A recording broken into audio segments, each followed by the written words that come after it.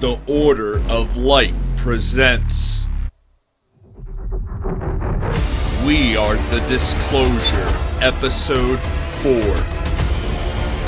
with our guest, Rena Dunsworth, as we talk and explore the extraterrestrial phenomena.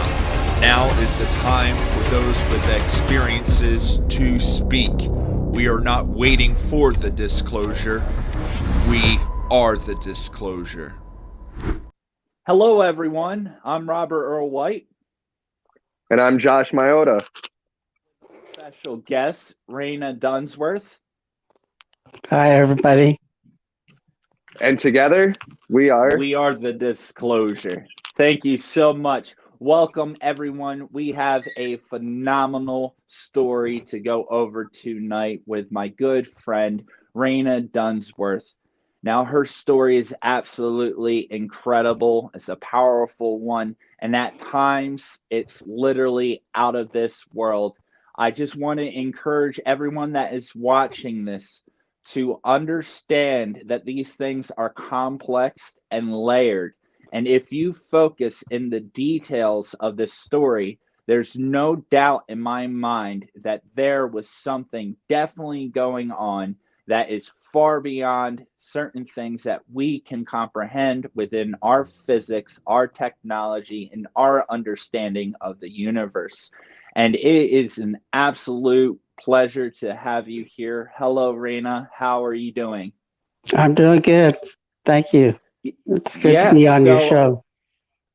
It's a pleasure to have you here. We've known each other for quite a while now. She spent a lot of time watching my interviews and things like that with our good friend, Nick Curto. Awesome, amazing guy. So, let's get this story started. Are you ready, Josh? Of course. You might want to have a seatbelt or something ready for you. This one goes out of this world. So with that being said, can you go over your experiences and, more importantly, when did this all start for you, and a little bit of your background, where you were living, and a little bit about your family as well, and what happened? What is your experience?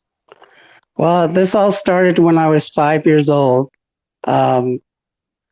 My family went to South Dakota every year to visit my grandparents around Christmas time. And I think that this was around Christmas time, this particular year.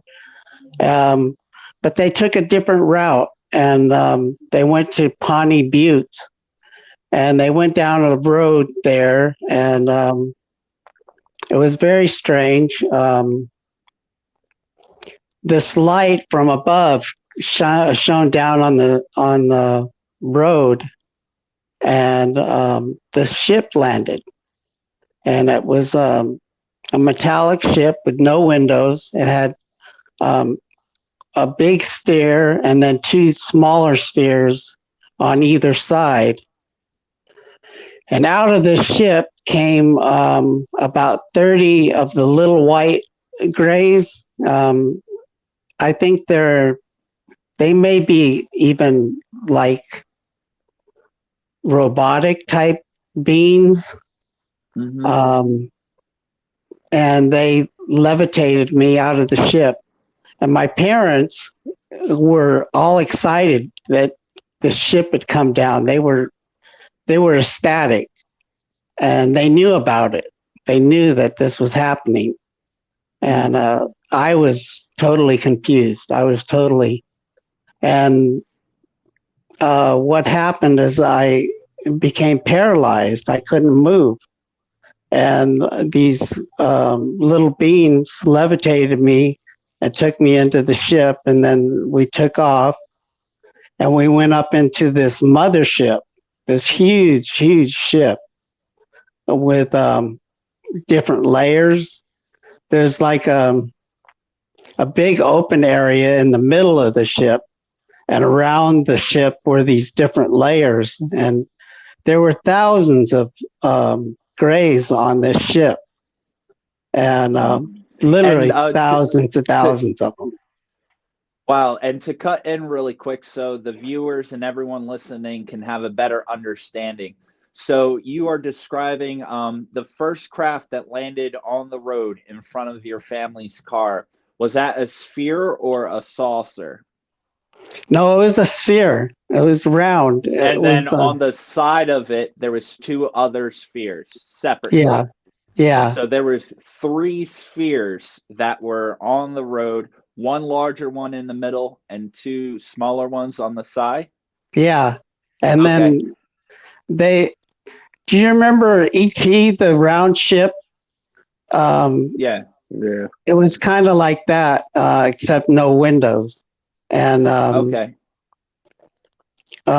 two spheres on either side of it. And who was the in door. the car? Who was in the car? Your mother, my father? my dad, my mom, and my sister, my 3-year-old sister. Oh, so your sister was in the car too. All right. Wow. Yeah. So continue with this story. And what year did this happen? Just out of 1960. 1960. Been a common reoccurrence. The 1960s, from what Josh and I are learning, Yeah. a lot of stuff was going on at that time. So please continue. Thank you. Okay. Yeah, and we went up on this ship, and my parents took me to see this really old alien. He was kind of black colored, but he looked like a gray. He looked kind of like E.T. Was it taller or shorter? It was shorter. It was only maybe 4 feet tall. Okay. And he was like the head of that ship. And he asked me all these questions about a pulsar motor. And I didn't know what he was talking about. I didn't have a clue what he was talking about. But he kept asking me, well, what are the specs? How does it work?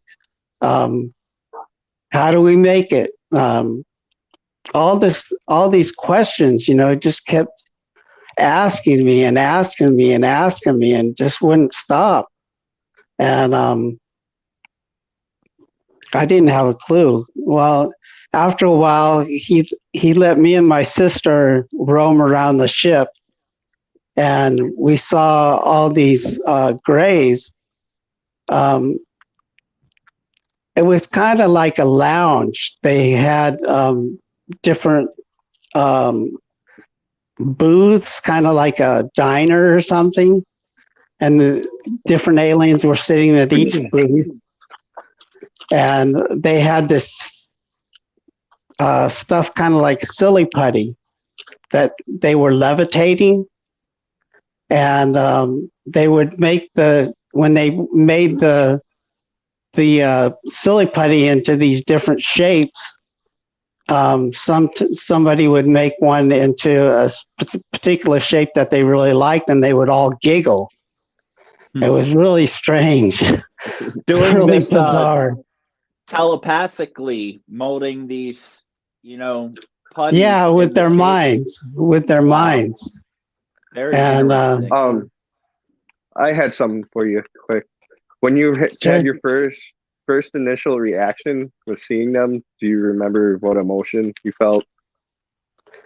Just confusion and Okay. just awestruck, like what the hell. And my sister and I were wandering around seeing all this, and then a little bit later, I met these giants. They had giants on this ship that were 10 feet tall and looked kind of like Lurch from the Addams Family. And except they were taller than him. He was like 7 feet tall. These were 9 to 10 feet tall. You said they looked like Lurch, and for everyone that is unfamiliar, Lurch was very discolored, almost like a dead person put together. That kind of situation. Exactly. Very lanky. They were like were hybrids. Yes, I do. I think they were hybrid. beings, and they were all male. There were no females among them. And very interesting. They were very mean to me. They made fun of me. It was just a really uncomfortable experience being around them. And I think they're doctors. They operate on people and they put implants in them and things like that. And I think they did that to me. In fact, I think they removed my pineal gland. Wow. Yeah, to extract information, because as you said, these Greys were asking about this pulsar engine, which at that time you had no idea what it was. I'm sure a lot of the viewers out there, they don't understand what it is. But do you think that these giants removing your pineal gland was, to extract information or to possibly stop you from getting information? I think it was to stop me from getting information from my soul, because like yogis and stuff like that say that the pineal gland is our connection to our soul. And I didn't find out about that until later, though. Okay. I didn't that they had removed it. And so I'm on the ship for 2 weeks. It felt like at least 2 weeks. Mm-hmm. I don't know for sure how long it was, but that's what I'm guessing it was. And all the time, this black, dark alien was asking me about the pulsar motor. Mm-hmm. And eventually, my parents were with me when he was asking me about it, and he kept looking at them. Can't you get him to? I was a him at that time. I'm transgender. Okay. And can't you get him to give me the information? And my father saying, would say, don't you know about this? Don't you know any information about this? And I didn't, I knew nothing about what they were talking about. Mm-hmm. So eventually, he says, he doesn't have the information, so take him back. So they took me back to the same moment in time, to the car, and my father had me in his arms. He was going to put me in the back seat of the car, and suddenly,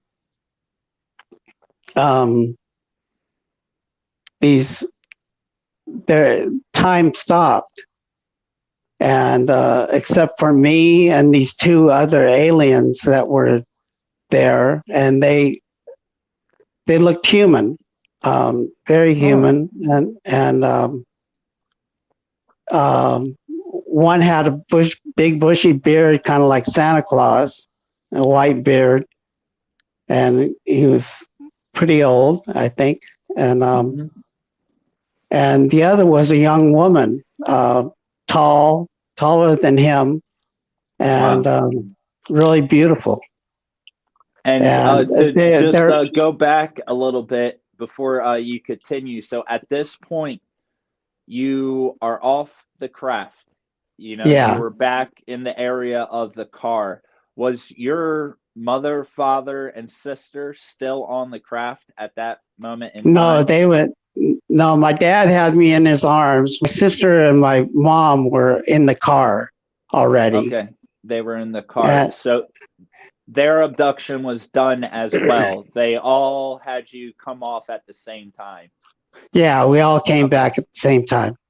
Okay, yeah, and my dad was going to put me in, but he thought I was unconscious, I think, and time stopped, and these two beings asked me, would you like to come with us? Well, after what I had just been through and not having this experience with my parents, and not understanding why they're doing all this to me, and having these beings, treat me so badly, I said, yes, I would love to go with you. Mm-hmm. So they took me out of my father's arms, and we walked to the ship that was about a quarter of a mile away. And we got on the ship and took off. What did that craft, what did their ship look like? It looked like a flying saucer, a big flying saucer.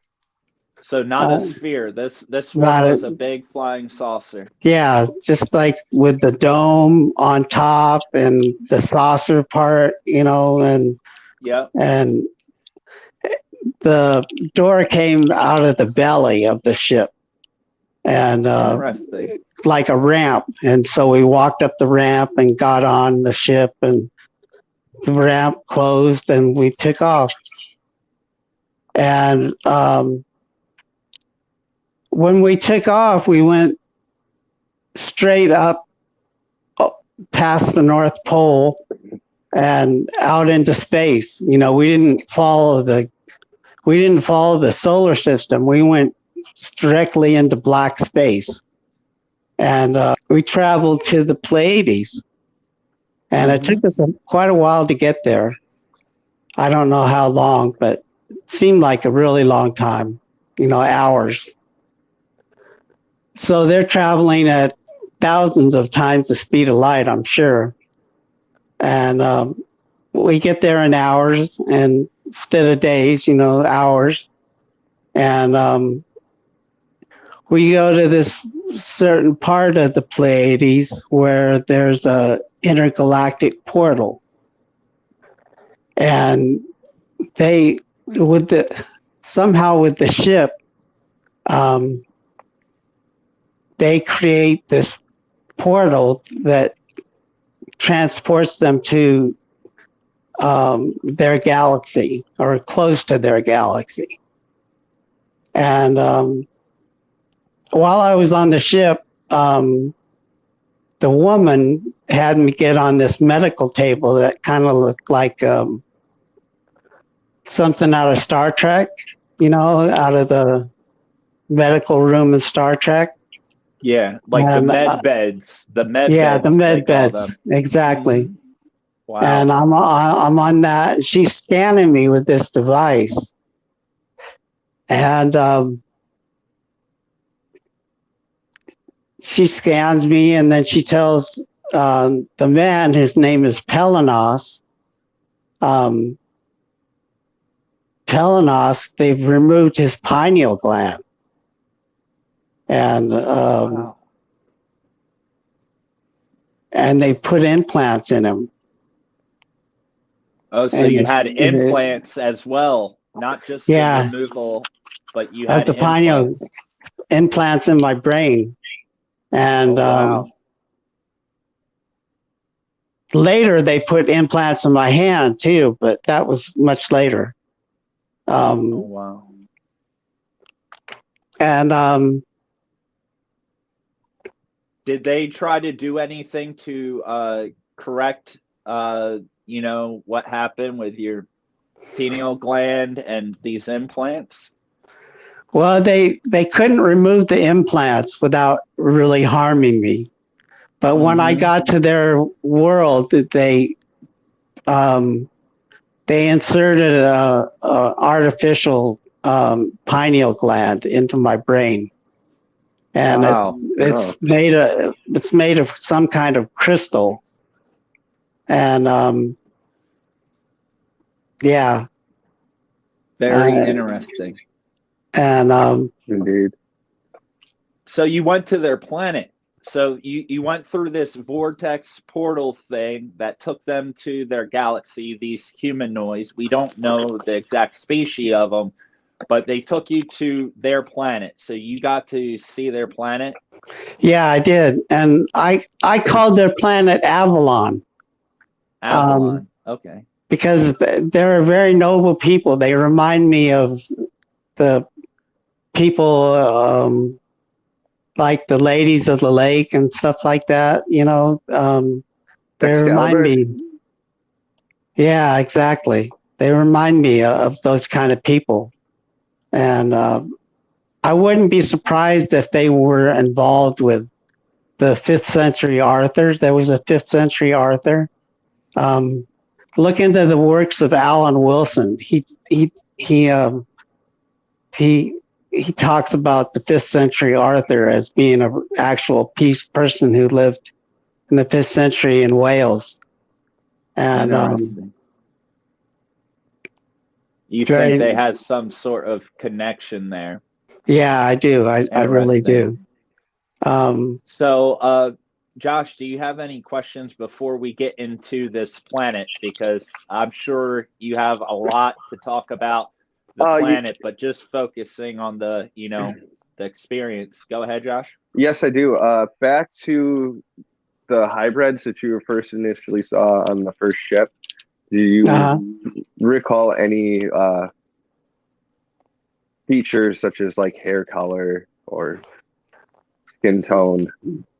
They didn't really have hair. Their skin tone was almost albino-like. Okay. Very light skinned. They didn't have albino eyes though. They had kind of grayish eyes, light gray eyes, and just really big, really tall. Especially on a ship with a bunch of 3 to 4 foot grays running around. Yeah, you have an actual giant. It's going to look even larger than And I was 5 years old. They looked huge to me. Yeah, I can only imagine. Yeah. Wow. Yeah. And, I had one more thing, Rob. When you saw the black gray, did you have any emotional response when you were around the leader one? Fear. Fear, definitely. There was something very intimidating about him. Okay. Interesting. So the others, the smaller ones, you had the feeling of confusion, mass confusion. And with the black elder gray extraterrestrial, you had this feeling of fear. And then with the giant hybrids you're describing, you just felt like you were in a room with a bunch of bullies. Would be a good exactly. way. Yeah, exactly. All right. Phenomenal. So yes, about this time. So you go through this portal in Pleiades, you end up and you're coming up. They were doing some tests on you. You're coming to their planet. You land on their planet, and please go into as much details as you can about your experience on this other world. Yeah. Well, shortly after we came out of the rip in space, and saw the galaxy off in the distance, I fell asleep because I had been up. I hadn't gotten much sleep for weeks, and I was really tired, and I went to sleep.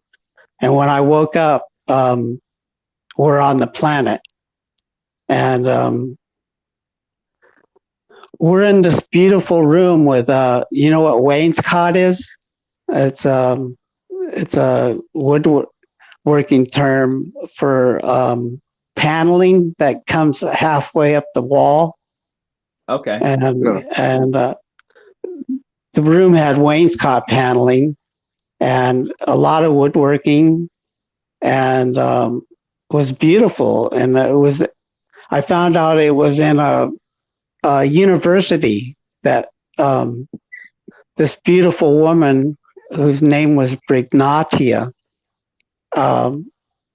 she said that she was going to be my mother when I was on the planet, during the time I was on the planet. And she was so nice to me, and very loving and very beautiful, and had golden hair. You know, you've heard the term golden hair, but I assure you've never seen golden hair before.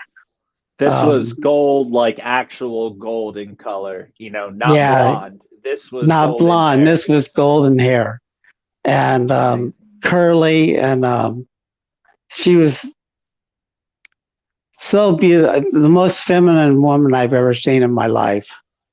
And she was a professor of physics at this university. So they have universities. They have education systems and things this on these planets. Wow. Very high degrees. Well, they lived like she was 5,000 years old. And she looked like a woman of 30. And that's good genetics. Yeah, they live incredibly old, and they pursued many different degrees during that time. I mean, imagine living 5,000 years ago. Yeah. That's a lot of knowledge obtained. Sure. Well, there's a Brignatia on our planet who was the muse of poets in England. And I think it was her. And she was 2,000 years ago. She was the muse of poets in England. She would have been in her early 20s, equivalently, Yeah, exactly. Wow. And she taught me a lot while I was there. And, how would you describe the landscape? So you get there and you're in this university thing. Beautiful, just beautiful trees, old trees, beautiful houses, just gorgeous. Is there a place on Earth that you could compare it to for the viewers out there? Well, it reminded me, I don't know if you've ever seen the, maybe Google it, pictures of the CU campus, Colorado University campus. It reminded me of that. So that kind of surrounding environment and geological buildings. Buildings and mountains nearby and things like that. That's amazing. And she had this device that she showed me that was really incredible. I call it a real-time mapper. Mm-hmm. And it was, she had this table, and she pressed this button on the table, and this three-dimensional image appeared like a hologram. And it was like a torus, and it had these lacy, looked like lace almost. And what she said it was a picture of the universe, and all the little lacy parts were galaxy clusters. Oh wow! And almost like a spider web. Yeah, like, exactly. Zoomed out all the way. It just looked like a cloud. Yeah, like you're outside the universe looking at the universe. And she pointed to a part of this cloud of galaxies, and one galaxy zoomed in and took up the whole table. And she had this pointer, and she would point at different things. She pointed at one part of the galaxy, and a constellation appeared. And she pointed to one star, and the star solar system appeared. And she pointed to a planet in the solar system, and the planet blew up in 3D. And then she pointed to point on the planet, and that blew up into a city, like looking over a city from 10,000 feet or something. Mm-hmm. And she pointed down to the city, and it zoomed in on these people who had yellow skin.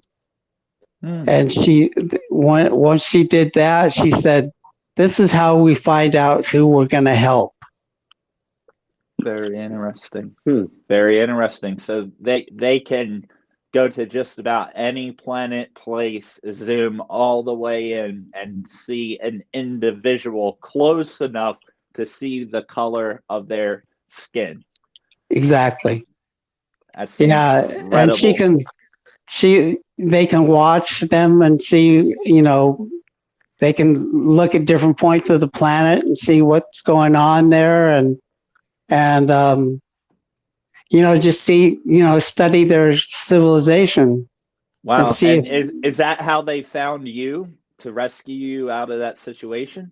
I think so. But I think they had worked with me before in past lives. Mm-hmm. So I think they were following me. They didn't just happen across me. They were following me to see what was going on in my life.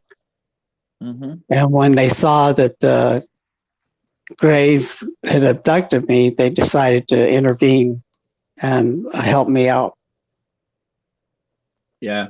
Now, with your experience on this new planet, was there anything that stood out to you culturally, food, these sorts of things? Was there anything that you found interesting compared to Earth, something that was different? Yeah, they don't eat meat. They eat vegetables, and grains. All right. And they don't kill animals for sustenance.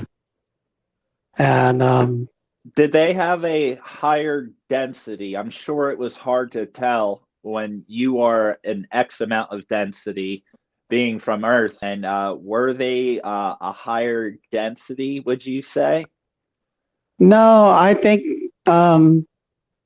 they're very similar to us in their physical body, except their eyes are bigger than ours, a little bit bigger.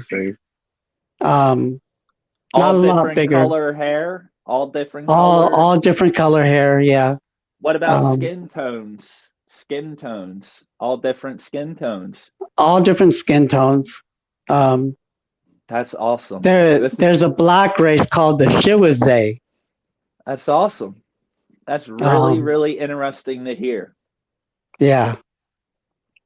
There's a black race called the Shiwazay. So they're a lot like us. Yeah, they're a lot like us. Wow. That's so cool. I think our genetics might be, similar to theirs. Might even be mixed in with theirs. Mm-hmm. In some cases. But I lived there for quite a while before they brought me back to the same moment in time. Well, it was actually a couple hours ahead of the time that they took me from. How long do you think you were there for? Yeah. I think as long as 20 years. So you had a life essentially there. Yeah, I was I took physics from Brignatia, and university there. You took their physics from on this planet. Wow. And their physics is called .0 physics. It's not 0 point physics. It's called .0 physics. And what it basically says is that all atoms are a particle and a wave. And the particle aspect cements an object in time and space. But the wave aspect unifies it with the whole universe. And so I might have to edit that one out. You're going to have 3-letter agencies coming all after this one. Saying that kind of knowledge. All points of time and space are connected all as one. You know, Einstein's wrong. Exactly. What you just said proves Einstein is completely wrong. That's theory of relativity, my butt, right? Wow. Wow. Yeah. Before we get too far, I had a couple of questions too. When you were on that planet, was it just all peaceful? Was there any negative? No. It's very interesting. They track your karma when you're there, and they know basically if you have bad karma or not, and they help you work through it. They look at you. They look at your aura and they read your aura, and they basically can tell whether you have bad karma or not. And if you do have bad karma, they help you work through it. And basically, it's a very peaceful society, and they're all into making people smarter. They try to increase your IQ so that you can be the best person that you can be. And people have many degrees, you know, over the course of their life.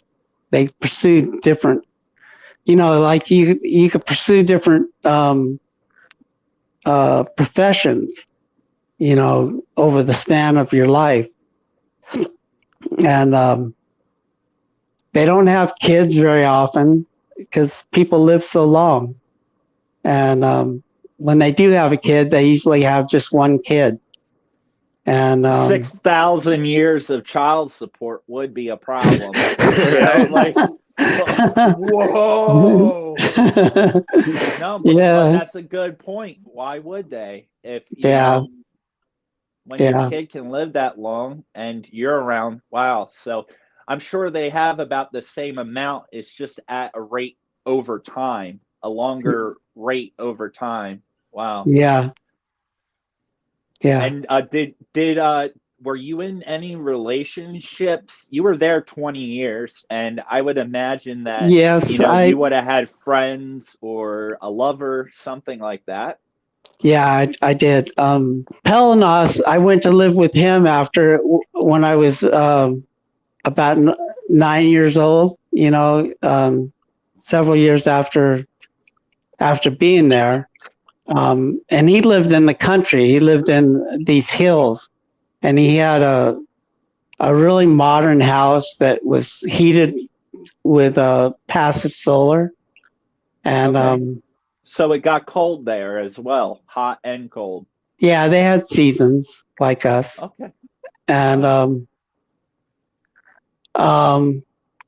he introduced me to a family that had 9 kids. They were farmers. And their youngest was named Myrie, and her and I became fast friends. And then eventually we married, and at a young age we married, and we had 3 kids while I was there. And she died recently because her kids told me telepathically that she died because she longed for me. And so you're still in telepathic communication with your children? Yeah, because thought travels at the speed of the universe. You can be in communication over vast distances, you know, instantaneously, if you know how to do it. Wow. So, and it takes the third eye to be able to do that, but I've developed my third eye pretty well. Yes. And before we go back to you coming back to Earth, at the moment of leaving this planet, you had children. You had a loved one, all right? Was that hard to leave that all behind to come back? What made you come back? Why were you coming back? I've thought about that a lot, and I don't really know why. The only thing I can think of is that that I felt needed here. Mm-hmm. And something I want to bring up too, and it's interesting, something I've kind of been putting together. You said it was around 20 years, and then you hear about people who are in the secret space program, the 20 and back. I feel like 20 years is a certain amount of time in order to have you come back here to Earth and it be around the same time.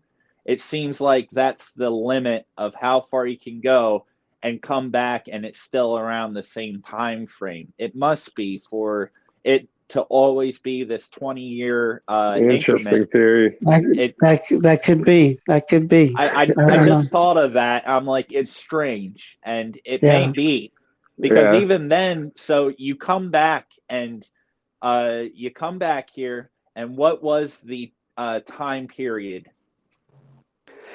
It was about 2 hours after we came back from the mothership. My parents had left and were on the way to South Dakota, and I suddenly appeared in the back seat, and my mom screamed bloody murder, like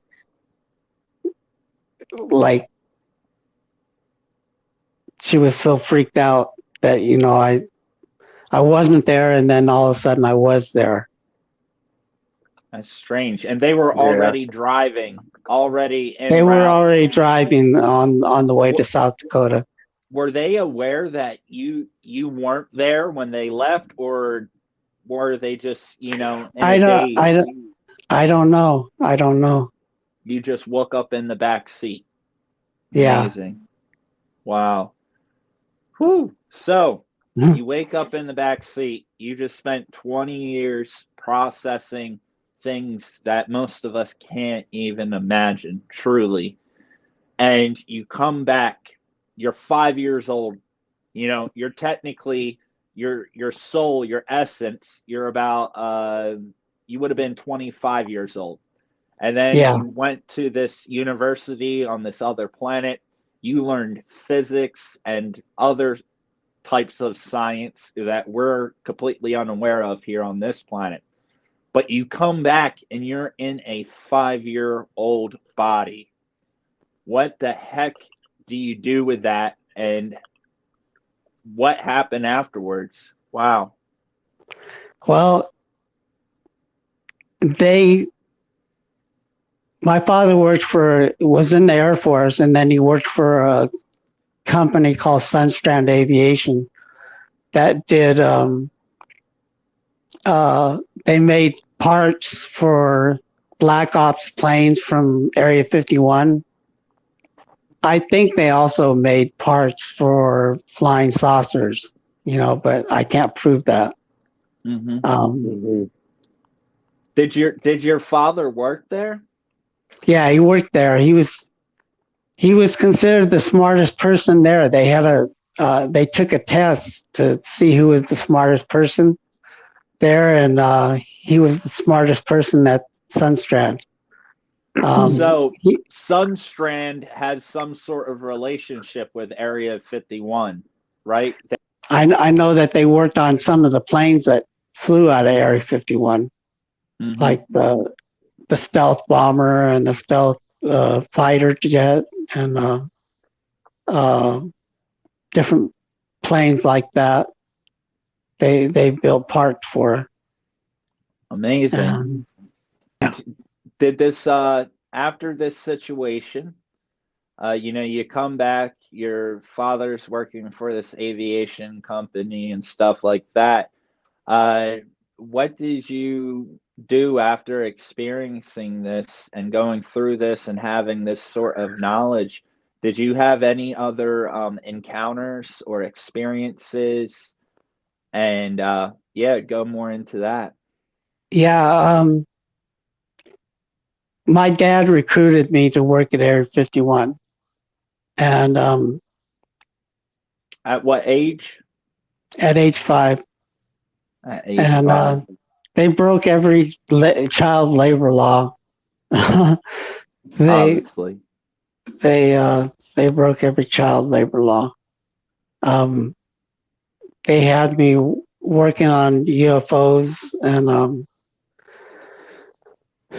well, the first time I went there, we flew out on a jet, me and my whole family. My mom was there, my sister was there, and I was in a trance state because they didn't want me to know what I was doing. And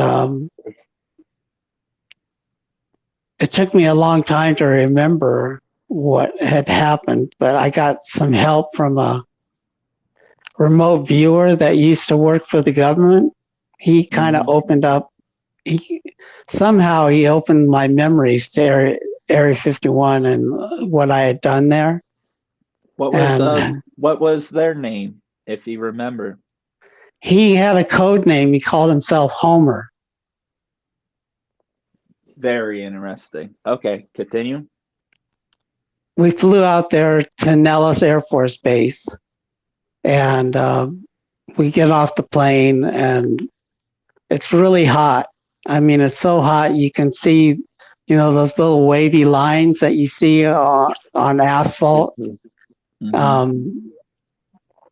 And there's rows and rows of fighter jets, like 2 long rows of fighter jets on the tarmac. And the fighter jets they have kind of a round, there's rows of those. And we go in this big hangar, and there's these 2 guys in fatigues there, and my dad leaves me with them and goes off somewhere. And I remember that there was a calendar with Rita Hayworth on the calendar, hanging on the wall. And there was a desk there and a bunch of stuff. And these 2 guys were very intimidating to me. They obviously didn't like me, and were gonna make fun of me and bully me.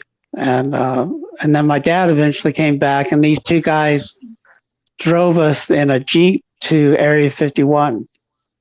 And we went to either a warehouse or a hangar that had an elevator that went down.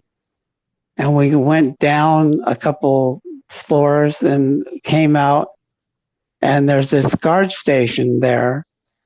And we had to show our papers. Otherwise, my dad said they would have killed us if we didn't have papers.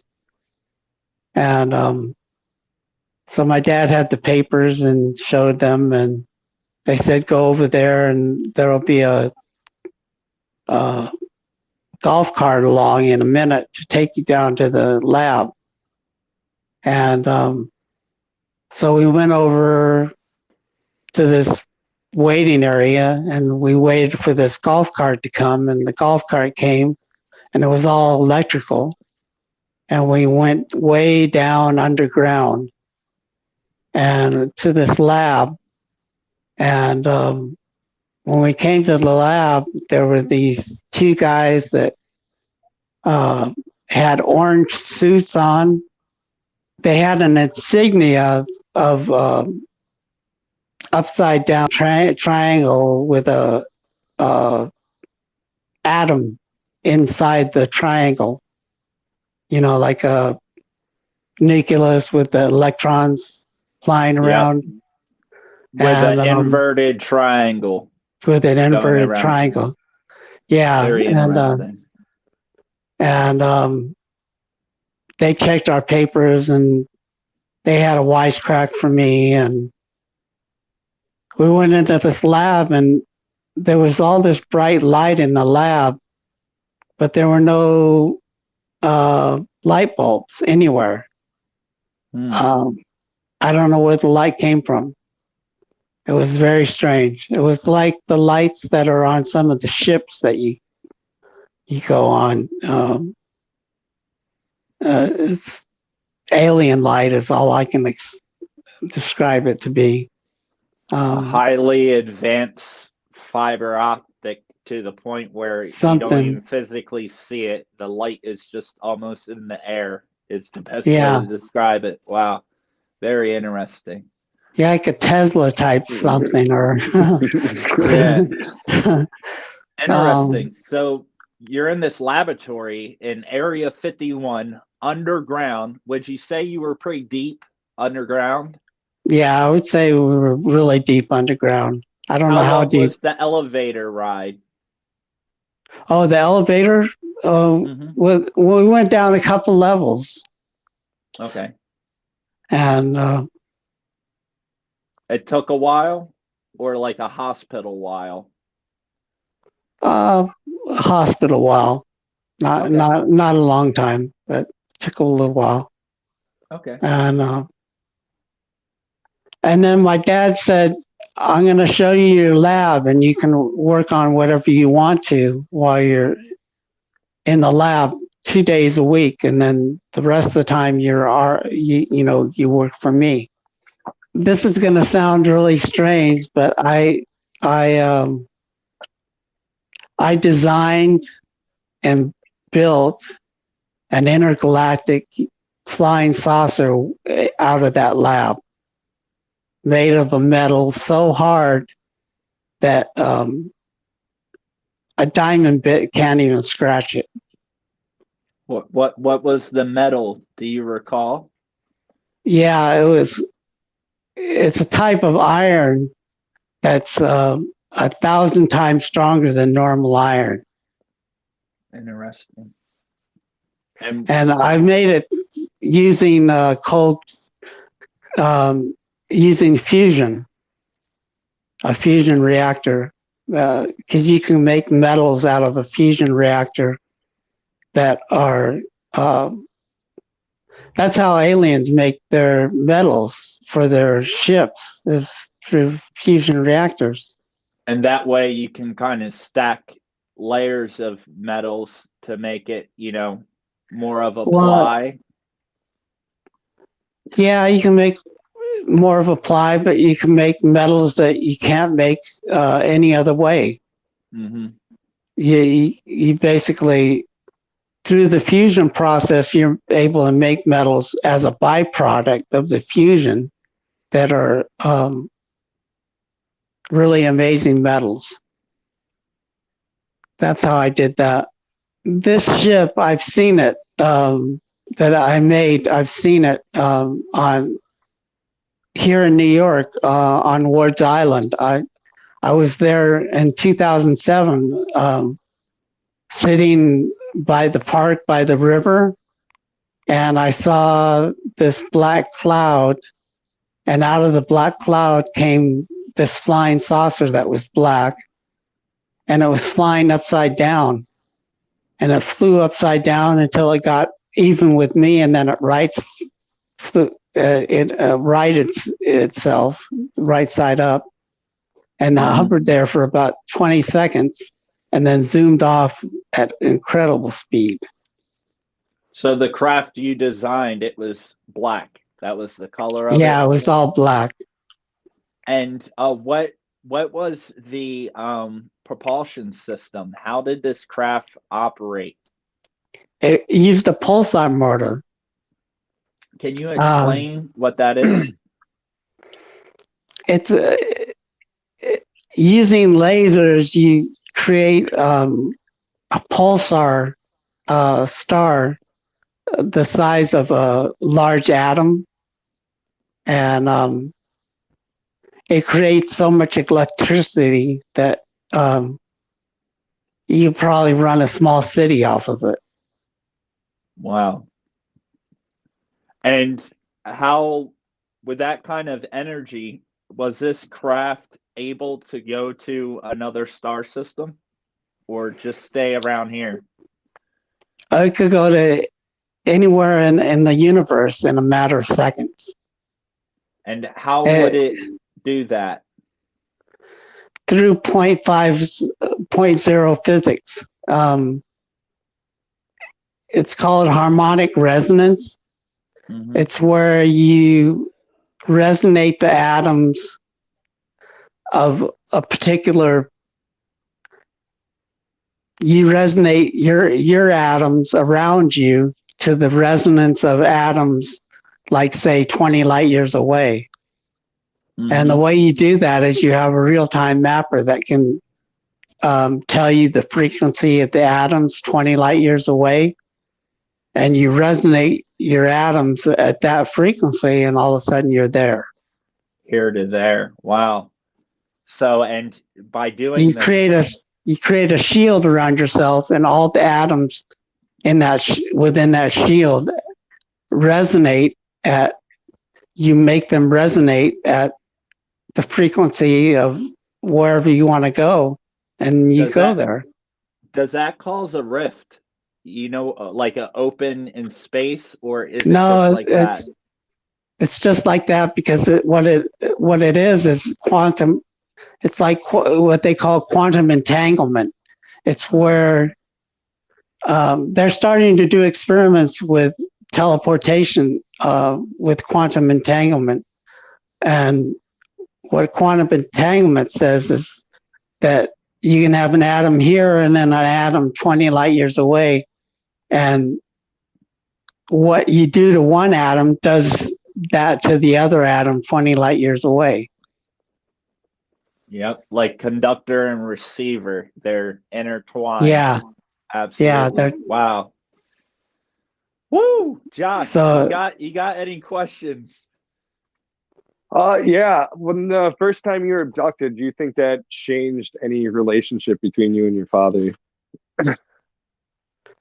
yes. But my father,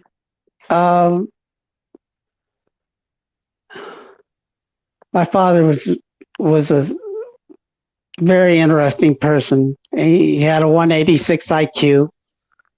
He was brilliant. But he treated me like a dumb kid.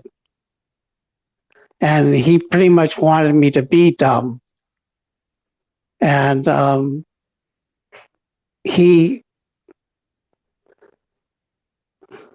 that's probably not the right way to say it.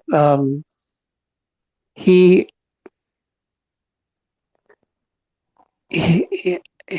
was responsible for erasing my memory of all the things that happened at Area 51. Not really erasing it, but suppressing it to the point where I didn't remember till I was in my 40s. And then I started to remember Area 51 and all the things that had happened there. How long were you there for? I was working on projects there from 1960 to 1964. So you started when you were 5. And what was the age when you came out of Area 51? 9. 9. Okay. So that's you're still fairly young, and you went to school. You had to continue with normal life, right? Yeah, but here's a couple stories from my school years.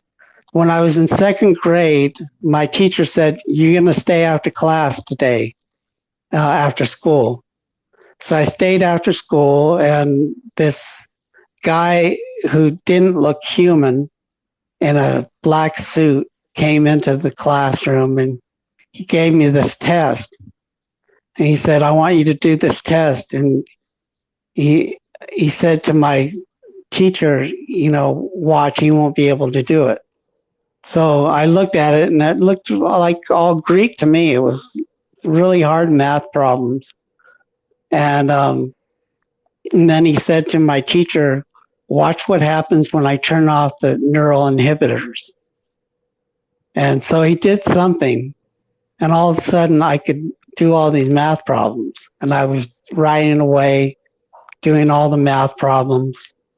And he finally had to stop me because I wanted to do all of them.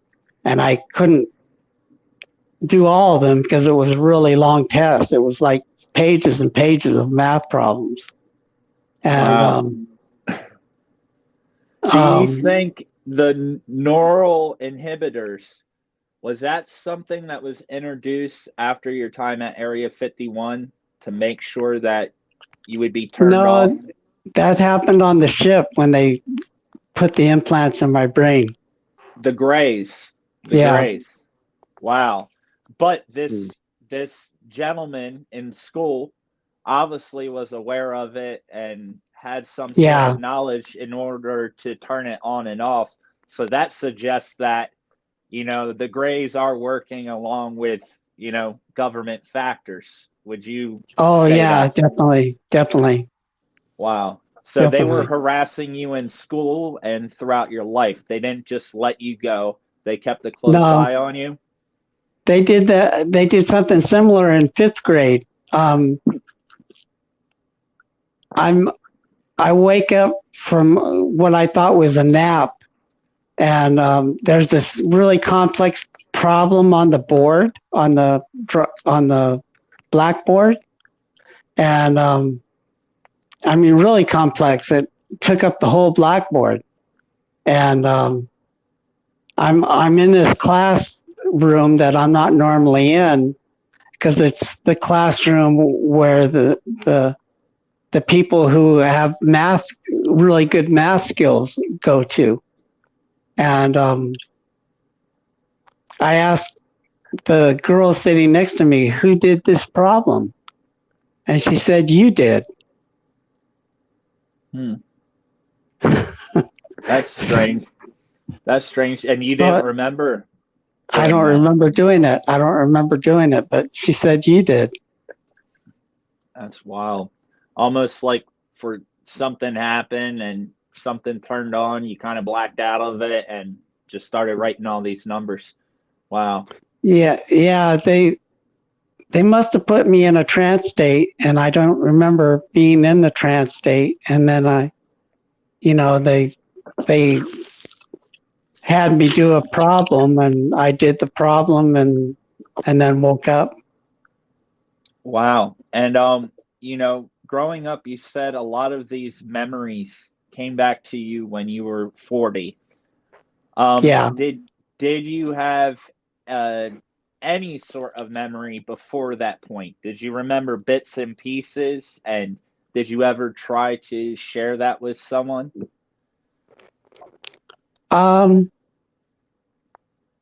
No, not really. But I had lots of UFO sightings. Lots and lots of UFO sightings.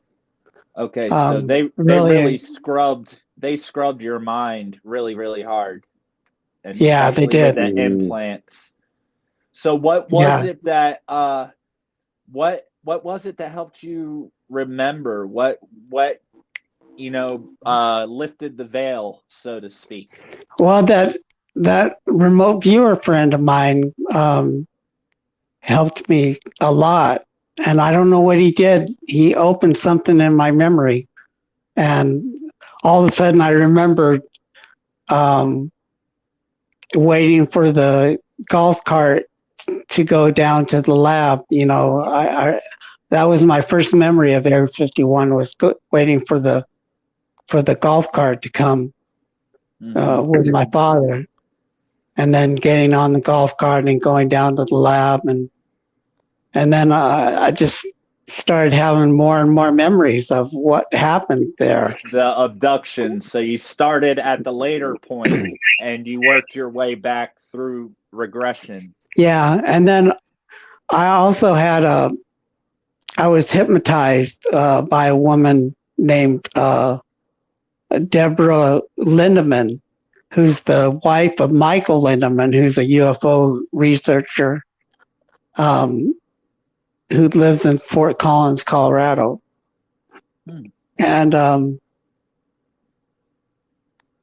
she regressed me back to the point where I was abducted at 5 years old, and helped me remember that. Wow. That's when I remembered that. Is there a way people can reach you and contact you, Rena? Just through my Gmail account, Rena Dunsworth at gmail.com, all lowercase. RenaDunsworth at gmail.com. I would love to hear from people, especially fellow experiencers. Let's get together and talk about our experiences, because I think it's important to talk about these things. Absolutely. Yes. It is, no doubt about it. And that information will be found in the description of this video. So make sure you check it out along with our podcast information. Also, if you have a story or additional information, and if you've been through something similar to her story, contact Josh and I. My email is orderoflight777 at gmail.com. And Josh's is wearethedisclosure88 at gmail.com. So go in there, make sure you check out the description. And Rena, thank you so much for being brave enough.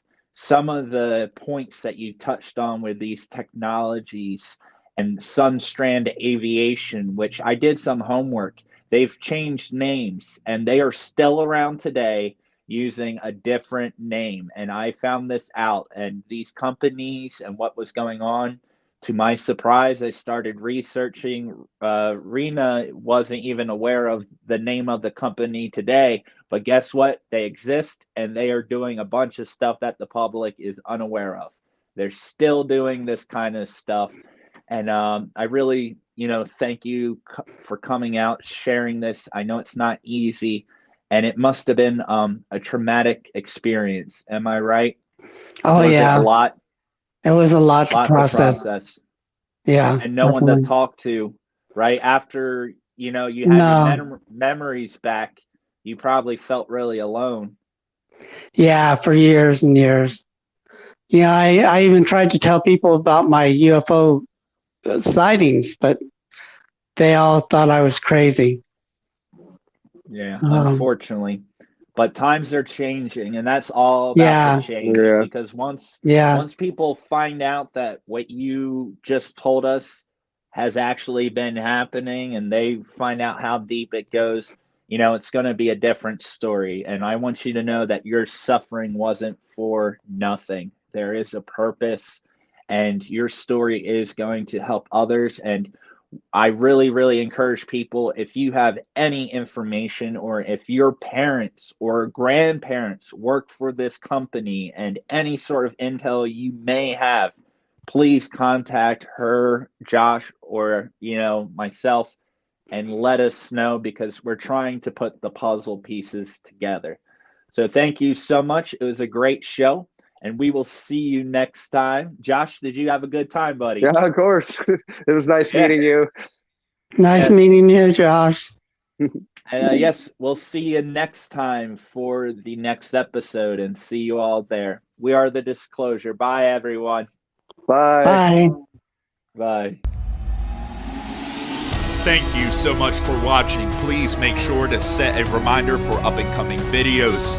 If you have had an experience, please email us at orderoflight777 at gmail.com or wearethedisclosure88 at gmail.com. If you would like to contact our special guests, information can be found in the description.